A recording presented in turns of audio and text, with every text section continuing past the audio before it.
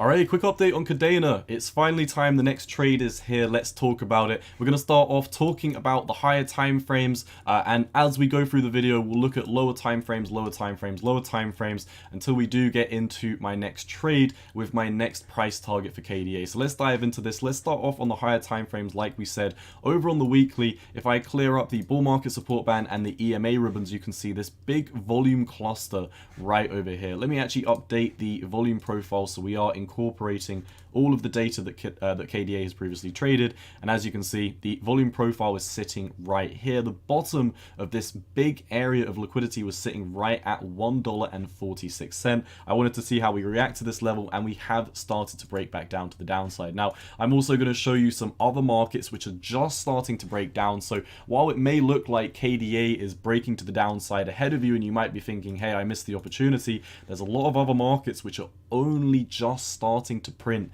bearish engulfing candles on the first day. So I do think there's going to be a lot of room to move to the downside, but before we talk about that, KDA has just been rejected from the bottom of the volume profile. And if we come over to a different chart, you might be looking at this and thinking, you know, hey, this is the same rectangle.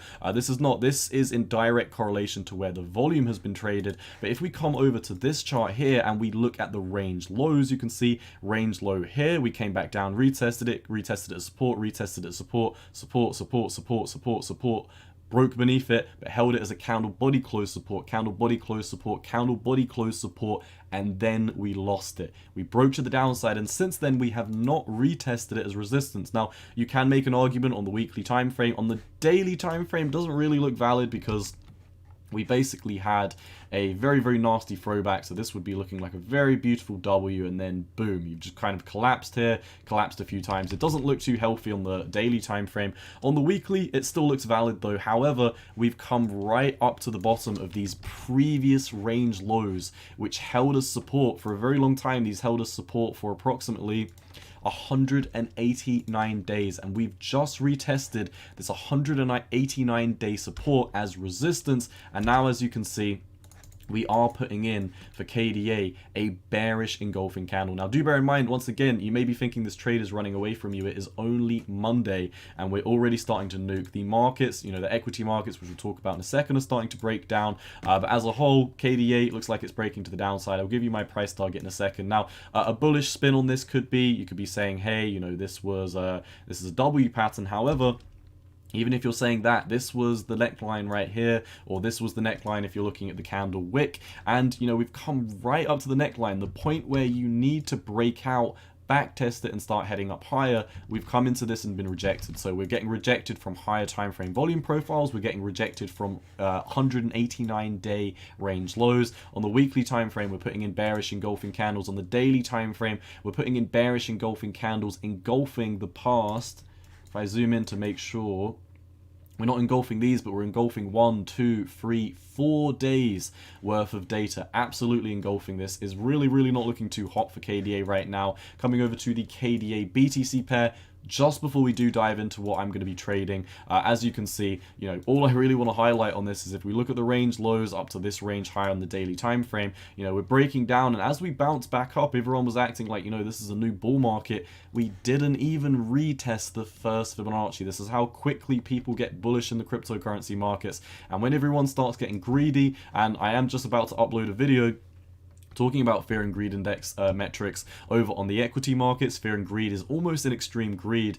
For the cryptocurrency market, specifically Bitcoin, it is just pushed into greed. So we are looking very, very greedy right now, and we didn't even retest the first fib, and the KDA against the Bitcoin pair is heading down. And also, while we're talking about KDA against Bitcoin, I'll also very, very quickly show you the Bitcoin dominance. Bitcoin dominance, of course, this going up is not good for altcoins. This is absolutely blasting to the sky right now, and if we quickly talk about oscillators on the daily, before I let you know my trade, stochastic RSI looks like it's got a lot of room to move to the downside. In the past day, it has just flipped bearish. It's currently sitting at 63. It is overextended. The MFI right now, money flow index, this is basically like the RSI, but it also takes into account the volume in the market. So we can see basically how overextended the markets are, how much liquidity is flowing into these markets, and this is currently sitting at 77.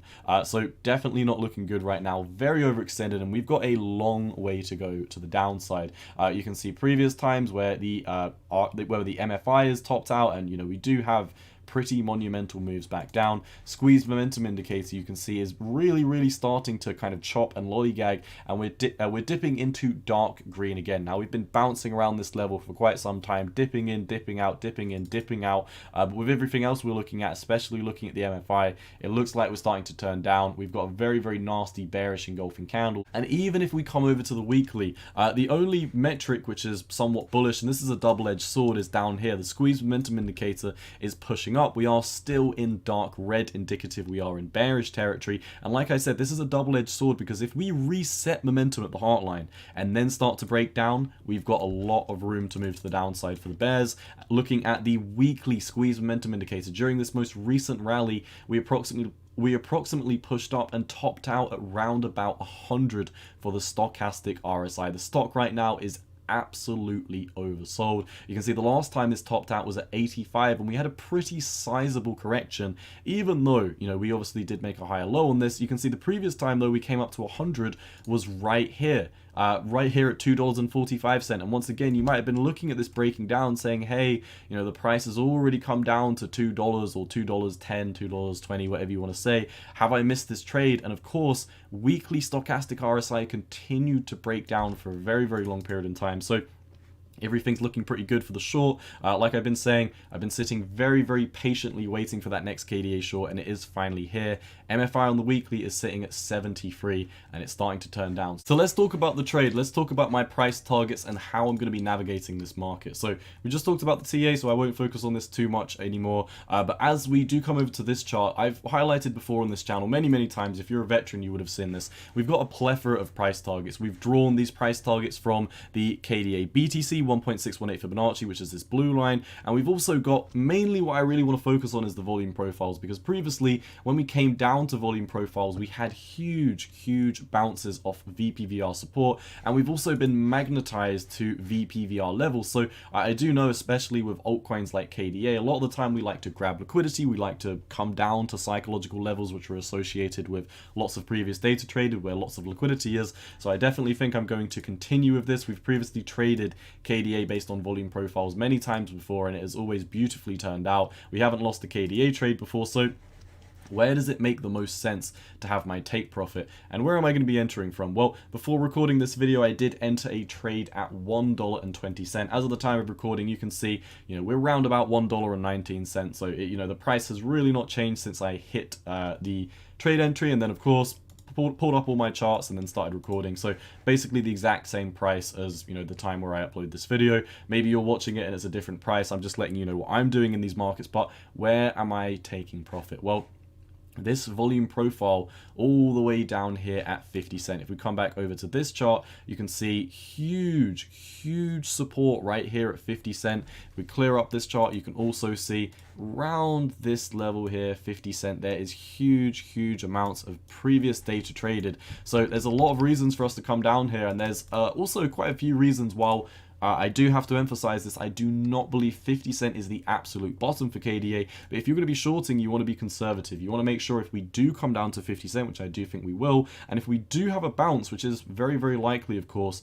that when it does start to turn back down, you would have already taken profits down here, and then when we revert back to something like another set of EMA ribbons, then we can continue to break to the downside. And on the concept of that, almost forgot this, bull market support bands. We reverted into the bull market support bands and we're starting to break down. The last time we came into these and touched them was here. The last time before that we touched them was here. The last time before that we touched them was, a couple touch points over here.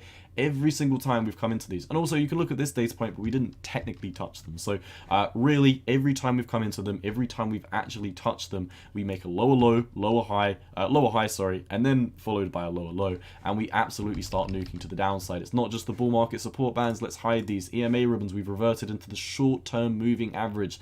We have really not had a beautiful opportunity set up like this for a very long time. And bear in mind, on the weekly, we have only just come up and grab liquidity. We've only just touched the bull market support band. We've only just touched the EMA ribbons on the short-term moving average. I think we're setting up for a beautiful trade. So what I'm going to be doing right now is I'm going to be a little bit cautious because we do have an FOMC meeting around the corner, and there is lots of volatility definitely going to ensue in these markets very, very soon. So what I'm actually going to be doing is I'm only going to be using a 2x leverage on this one. And what I'm going to be doing is I'm going to leave this trade open for a relatively long period in time. I'm going to start off setting my take profit down at the volume profile 2. This is a 58% drop on 2x leverage. This is of course going to be 116% return, after, a little bit more, but after funding fees, basically 115, 116%. And of course, from where we are right now entering this trade at 120,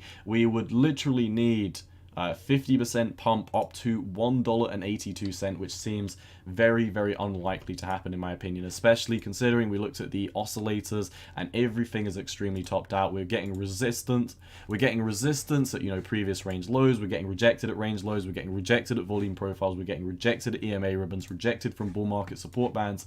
We're seeing absolutely everything we need for me to enter this next KDA short. I do believe this is going to be one that's open for a while. As it's 2x leverage, this is not something I'm jumping into with 10x leverage and I'm going to close tomorrow. This is going to be something I'm holding for quite a few weeks. So, you know, as always on this channel, I much prefer to focus on macro analysis. I really don't make swing trades focused on taking profit in a few days. So if you are entering this trade with me, do bear in mind, I have no problem sitting on the sidelines watching this slowly chop down to our price target of 50 cents. Also, I'll keep you up to date on this trade because if we do start breaking down to the downside, hypothetically, let's say we break down to, you know, 80 cents, 70 cents, 60 cents, I'm going to be looking at things like the daily EMA ribbons and letting you know, hey, I'm going to incorporate a new stop loss around this area, so if we do get stopped out, we get stopped out in profit. And as we continue breaking to the downside, I will further move my stop loss to the downside, just like we did in the previous trade. So even when the trade reversed, we managed to walk away with profit. And of course, the last time we had an opportunity to short after, you know, even coming close to the EMA ribbons was round about here. We had two trades which collectively pulled in, or which singularly pulled in 2.8x return each. So the last really big macro trade we had to run had a lot of profit. I think this is going to be another one of these trades where it does start absolutely melting down to the downside. 116% profit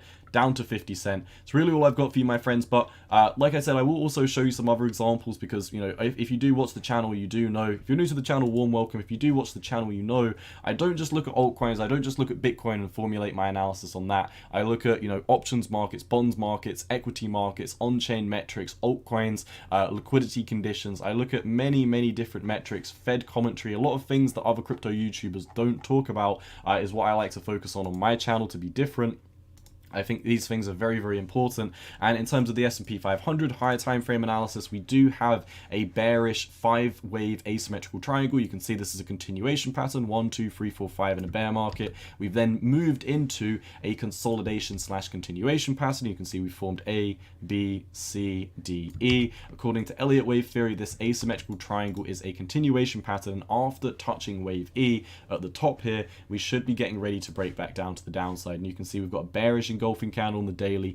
Everything's looking pretty dire. And also the USDT dominance is heavily bouncing back from a huge level of support. The last time Tether dominance bounced like this was from the 8th of August. On this trend line, once again, we had a huge bounce on the 8th of August and we were right here and we broke down into new lows for Bitcoin. So like I said, while this was a KDA video, I do lots of analysis outside of KDA and outside of Bitcoin on my channel. So if you do want a YouTuber which does more in-depth analysis than just looking at a couple of altcoin charts, then be sure to head over to my channel. As always, my friends, if you enjoy the content, let me know down below by leaving a like and a comment, share the videos with your friends. And if you do want more of my posts, charts, memes, economic data, all that good stuff, be sure to head over to my Twitter at 618_cowboy. But for today, my friends, that's all I've got. It's been your boy Cowboy Trades. I'm out. Peace.